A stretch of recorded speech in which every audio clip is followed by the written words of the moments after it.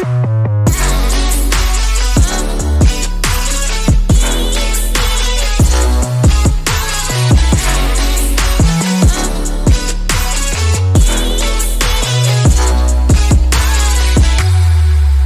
everyone, and welcome to the 20th episode of Host a Pro, where disruptive influencers talk about e-commerce marketing. Today, we have Fishkin with us. Hi, Rand. Thank you for having me. Thank you for coming as a guest. It's super exciting. As I told you before, I'm super pumped about this interview. We're going to talk about, obviously, just a second. Let me just introduce Rand. I'm sure everyone knows him, but let me introduce him. Rand Fishkin is the co-founder and CEO of audience research software startup Spark Turo. He's dedicated to helping you guys do better marketing through speaking and writing and videos. He's also the author of Lost and Founder. So everyone that has a startup, go buy that book. When you're not working, as I got some secrets here. So you're very much into cooking fancy meals to the love of your life, right? You got it. Yeah. And another secret, guys, that if you bribe him with pasta or a great cocktail, you're probably going to get the best secrets of the tech world. Isn't it right? The pasta is on the way, by the way. Oh, wonderful. Glad to hear it. Yeah, I need that. So we're going to speak about audience building and audience research. Basically, understand who your customers are, what they do, how to reach them. Probably the most important thing with any business, right, Rand? Certainly, if your business is trying to grow your customer base, I think this is a very important nugget of information to have. Yeah, for sure. So just before we dive into all the what's and how's, can you just explain a bit what does it mean to build an audience, and why is it so important for brands that are looking to grow and scale? Yeah, my sense is that there's a lot of folks who focus their sales and marketing effort on the very end of the sales process.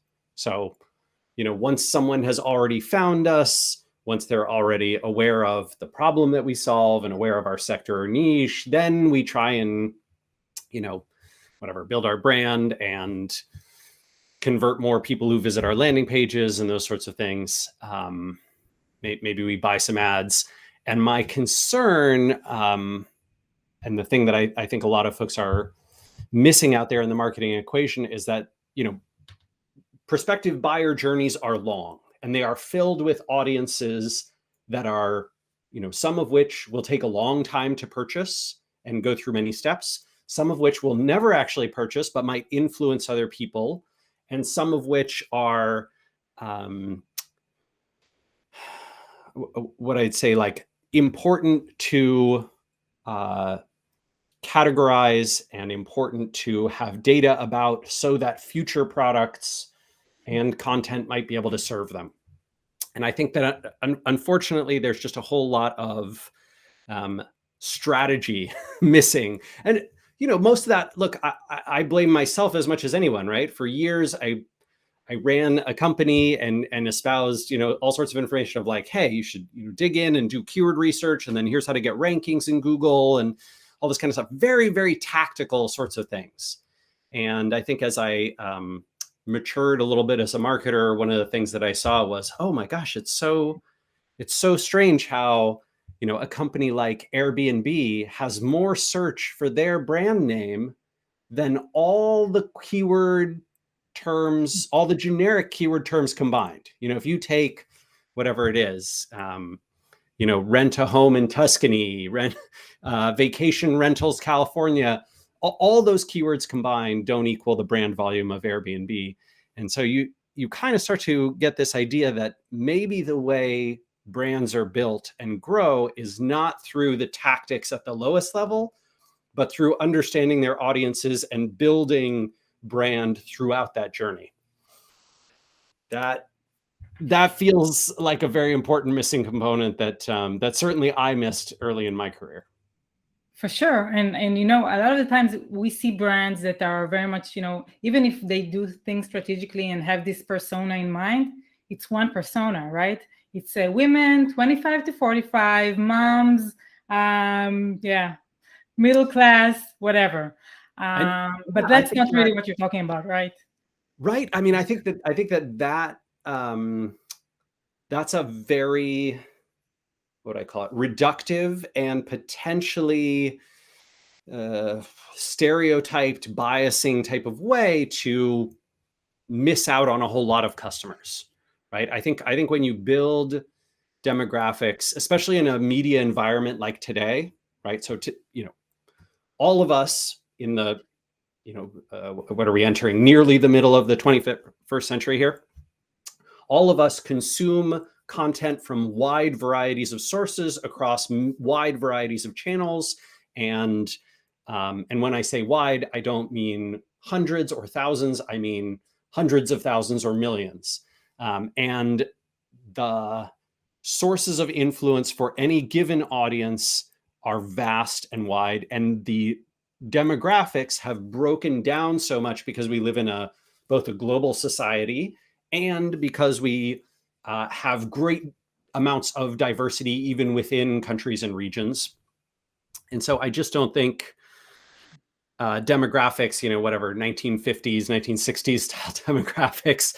Hey, look, when there's 4, TV stations that every American watches and 3 radio stations and 100 magazines, fine. Demographics work fine, right? You can break down this age plus this gender plus this, interest equals I'm going to advertise here, whatever.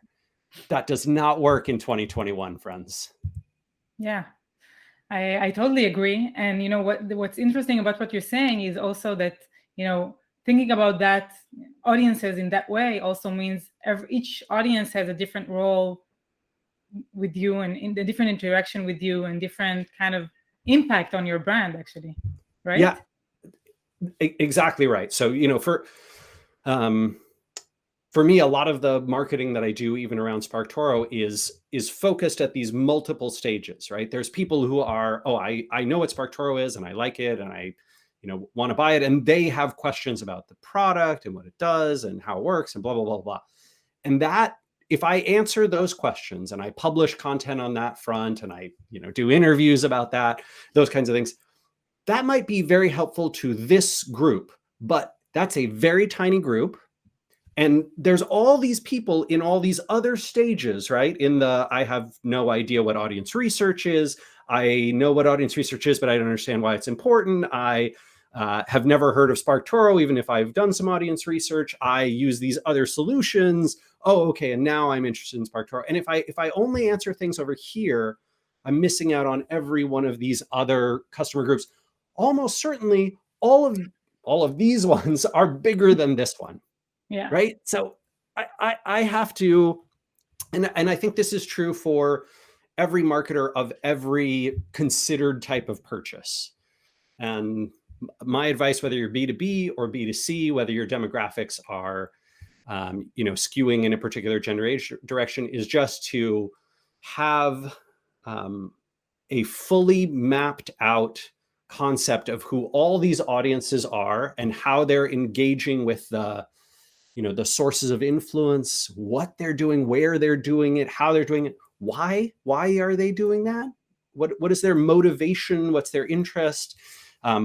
And then you can start to perform marketing experiments, right? You can have hypotheses. I think people who are aware of, what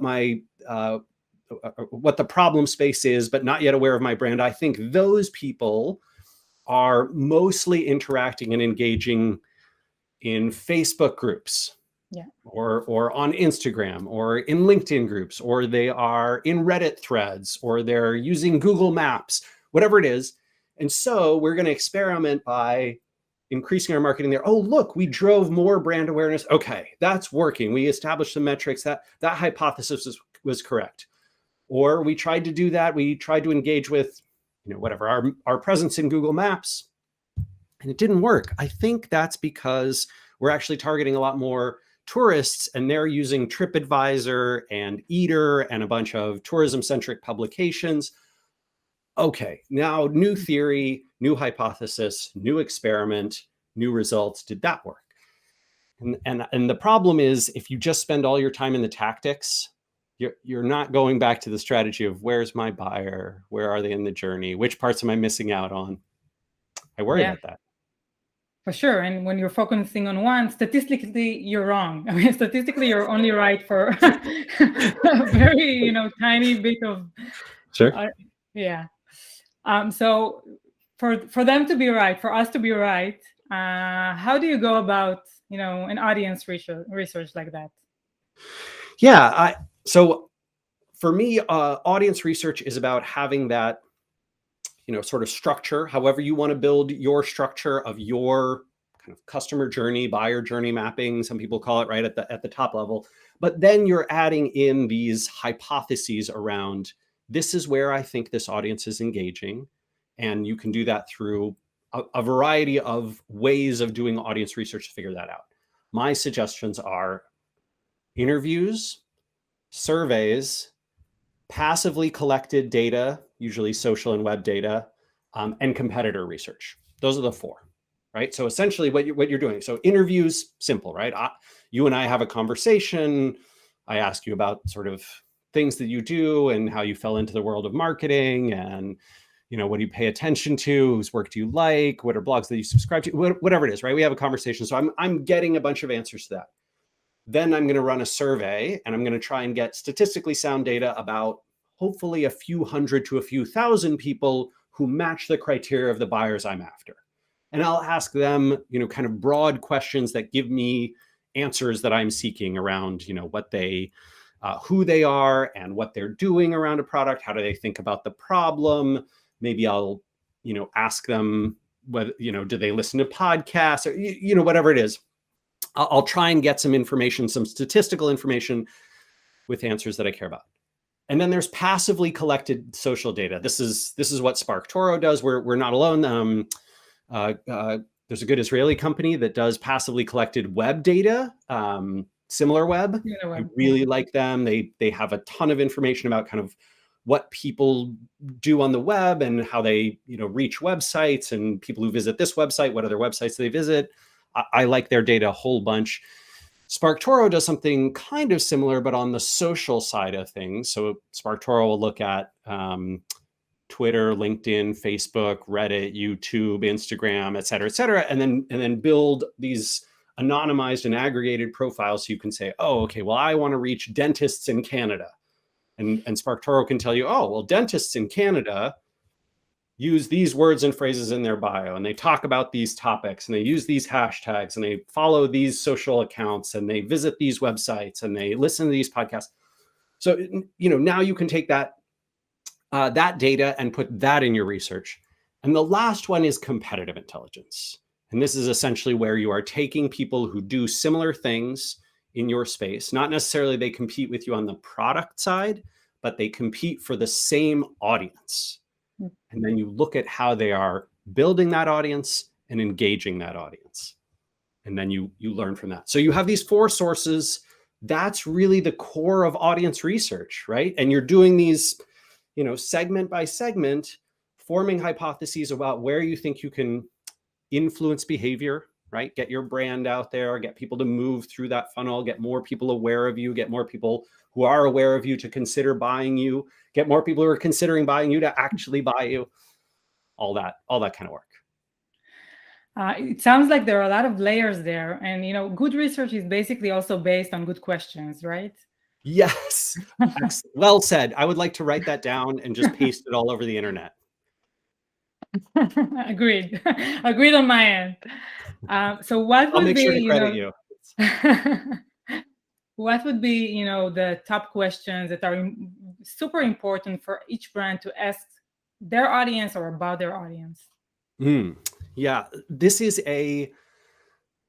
I think the challenge, the reason this is so hard is that I don't think the answer is the same for any two companies, right? So for example, if you are, selling software as a service, and you are working on improving your, churn and retention with your core customer segment, you're going to be asking very different questions, right? Questions like, what are you doing with our product? When do you have the problem that our product solves? What other options do you consider?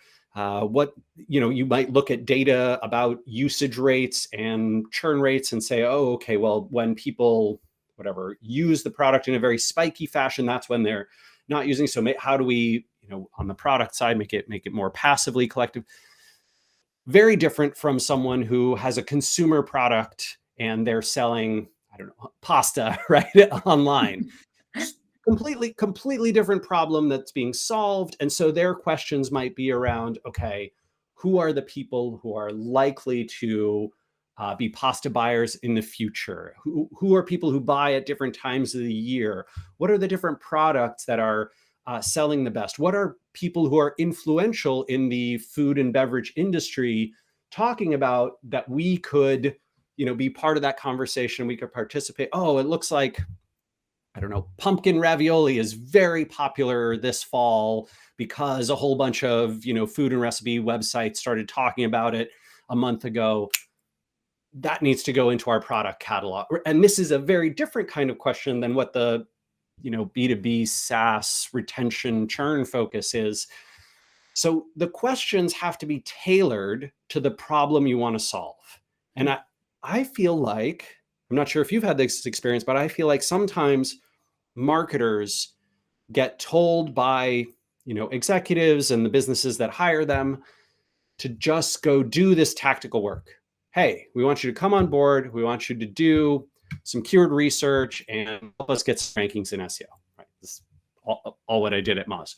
Or, hey, we want to buy some Google ads to reach our audience. And I think a marketer has to pull back and say, why are we doing that? What are the business goals for this year? Oh, okay. Business goals are to grow revenue from existing customers by 30%. None of the things I'm doing are going to affect that goal. So maybe we should change the goal to be something that connects to your business outcome. If we want to grow from existing customers, let's take our existing customers, let's do some audience research about them. Let's see where they're participating online. Oh, it's not in search. They've already found the things that have led them to us. They're participating in, this community, and they're following these people on social, and they're having these conversations. That's where we need to change hearts and minds and nudge behavior. Let's go to work on that. I think that disconnect is really difficult. Yeah, I totally agree. I think it's such an easy, it's so easy to skip that step, because you just want to run and do things and you want to see results, right? It's like, go get me those results. But basically, it will take you longer to get to those results unless you invest that time at the beginning. And I must admit, I did the same mistake. Before I joined Mayple, I was in consulting firms. It was like research, audience research, amazing. I loved it so much. And then I joined Mayple, but it was a small startup and we really needed to grow. And I was like, yeah, let's just jump into it. And I didn't do any research. Yeah. And then yeah. I'm plenty guilty of doing the same thing. I think it's really, it's very tempting as a marketer to just say, I want to, whatever. I'm good at producing content. I'm good at sharing that content. I'm good at getting traffic to that content. So that's what I'm going to do. And I don't ask questions like, are the places where I'm sharing the content going to attract the kinds of customers that I need? Am I, by sharing this content, introducing people to the problem that we solve? And am I helping them to, make a considered purchase further down the line? Or is this just a great way to get traffic? And a great way to get traffic can be fine if my goal is I need people to have heard of the brand. If I need people to have heard of the brand, fine. Then raw traffic is okay, as long as it's with the right audience. But all of these things, all of these tactical things have to tie. I do tactical work. It's tied to a metric of some kind. It's tied to a marketing goal of some kind. That's tied to a business goal of some kind. And each of those threads is very easy to lose in your process. I've done it. We've all done it. That's okay. Don't beat yourself up about it. You're not alone. But the magic happens when you connect all those dots. Yeah, I totally agree. And one thing that for me, I'm always trying to keep in mind, and this is one of the things that help the most, is pick up the phone and speak with your customers, right? It's like the basic thing. Just start with that. Start with that, and then continue to being more sophisticated with how you research and how you go deep into understanding the audience. I mean, I just before our call this morning, I had a call with a big team that's using SparkToro, and yeah, it's wonderful to have those individual examples, right? And you can connect up hey, this customer had this particular problem, these questions, how do we answer and solve their problems? And then, oh, I bet there are people like them. Let's go find out how many. Oh, the people who are like them are having these challenges, and here's where they are in the problem space. Here's where they are in the journey. Here's where they are active online. Here's what they're following. Here's what they do. And once you start to build those extrapolations, then you can take the problem that 1 or 5 people had and scale that to hundreds or thousands of potential people. So I like that process a lot. I think you just have to do it in a structured way, right? Yeah. If you have sort of customer conversations and interviews, but you don't have a goal, right? You don't have business goal is X, marketing goal is Y, metric is Z, and tactic is A. You're going to lose the thread. The conversation's not going to have an agenda. It's not as useful. Yeah. What would be the best tip you can give brands, e-commerce brands, even specifically, that are already ready for scale? They've kind of, things are working. They're already, buy media. They have traffic. They have conversions. Their campaigns are okay. And now, they're kind of ready for scale. What would be the biggest tip you could give them in terms of building, with audience and audience research? Yeah, I like looking at your core customer segment, right? The audience that's sort of most likely to buy from you, and then trying to identify adjacent audiences who are likely to be your sort of, next doubling or tripling in growth customers, right? So sometimes those are people who have all the same core attributes because you serve such a wide group of people. Pasta. Sometimes it's not even close because you make a 3D laser cutter. And so, you started with kind of crafters on Etsy, but now you're expanding to whatever, people who are doing home renovations or interior design or something, right? And so they share some attributes, but they're not the same audience. They're kind of like the next adjacent relevant groups. I think if you can identify those groups that are potentially buyers of your product, share some attributes, but you haven't yet reached them or you don't yet have the same traction, and now go find the sources of influence in the channels and frequencies that worked for you with your core audience, but are unique to this new group. That's where you do your next set of really powerful marketing, right? And if you've got a brand, sort of a challenger brand or a new CPG brand that's scaling up, I've seen a lot of people have success with this sort of start very small and very targeted, and then replicate the process of success that worked with this group with next group, next group, next group, next group. Yeah. Sounds like one of the best investments a business can make. Hopefully. I mean, hopefully I'm giving you good advice. I've seen it work. I suspect it'll work for you. I'm sure a lot of these brands are already in that process. But yeah, that audience research piece, priceless, right? Because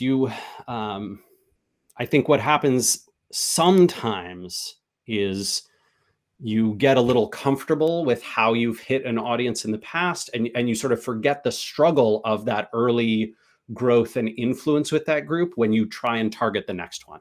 Yeah. And also there are glass ceilings and there is fatigue and you need to keep on going. Yeah, absolutely. Rand, thank you so much. It was a pleasure. Yeah, my pleasure. Oh my gosh. Thank you so much for having me. And please, if I can be helpful as SparkToro can, just drop me a line. Sure things. Thank you so much, and תודה רבה.